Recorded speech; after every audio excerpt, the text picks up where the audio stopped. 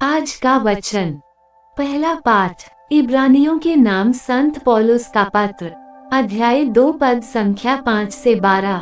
ईश्वर ने उस भावी संसार को, जिसकी चर्चा हम कर रहे हैं, स्वर्गदूतों के अधीन नहीं किया है। इसके संबंध में कोई धर्म ग्रंथ में ये साक्ष्य देता है, मनुष्य क्या है जो तू उसकी सुधि ले, मनुष्य का पुत्र क्या है जो तू उसकी देखभाल करे। तूने उसे स्वर्गदूतों से कुछ ही छोटा बनाया और उसे महिमा तथा सम्मान का मुकुट पहनाया। तूने सब कुछ उसके पैरों तले डाल दिया। जब ईश्वर ने सब कुछ उसके अधीन कर दिया तो उसने कुछ भी ऐसा नहीं छोड़ा जो उसके अधीन न हो।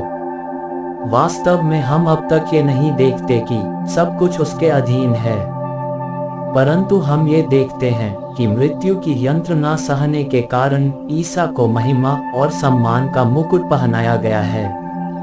वह स्वर्गदूतों से कुछ ही छोटे बनाए गए थे, जिससे वह ईश्वर की कृपा से प्रत्येक मनुष्य के लिए मर जाएं। ईश्वर, जिसके कारण और जिसके द्वारा सब कुछ होता है, बहुत से पुत्रों को महिमा तक ले जाना चाहता था। इसलिए यह उचित था कि वह उन सब की मुक्ति के प्रवर्तक हो, अर्थात ईसा को दुख भोग द्वारा पूर्णता तक पहुंचा दे। जो पवित्र करता है और जो पवित्र किए जाते हैं, उन सब का पिता एक ही है। इसलिए ईसा को उन्हें अपने भाई मानने में लज्जा नहीं होती, और वह कहते हैं, मैं अपने भाइयों के सामने तेरे नाम का बखान करूंगा, मैं सभाओं में तेरा गुणगान करूंगा। यह प्रभु की वाणी है। सुसमाचार संत मार्कुस, अध्याय 1 पद संख्या 21 से 28। वे कफरनहूम आए। जब विश्राम दिवस आया तो ईसा सभागृह गए और शिक्षा देते रहे। लोग उनकी शिक्षा सुनकर अचंभे में पड़ जाते थे, क्योंकि वे शास्त्रियों की तरह नहीं बल्कि अधिकार के साथ शिक्षा देते थे। सभागृह में एक मनुष्य था जो अशुद्ध आत्मा के वश में था। वह ऊंचे स्वर से चिल्लाया, ईसा नाज़री, हमसे आपको क्या आप हमारा सर्वनाश करने आए हैं? मैं जानता हूँ कि आप कौन हैं, ईश्वर के भेजे हुए परम पावन पुरुष। ईसा ने ये कहते हुए उसे डांटा, चुप रह, इस मनुष्य से बाहर निकल जा। अपदूत उस मनुष्य को झकझोरकर ऊंचे स्वर से चिल्लाते हुए उससे निकल गया। सब चकित रह गए और आपस में कहते रहे, यह क्या है? ये तो नए प्रकार की शिक्षा है।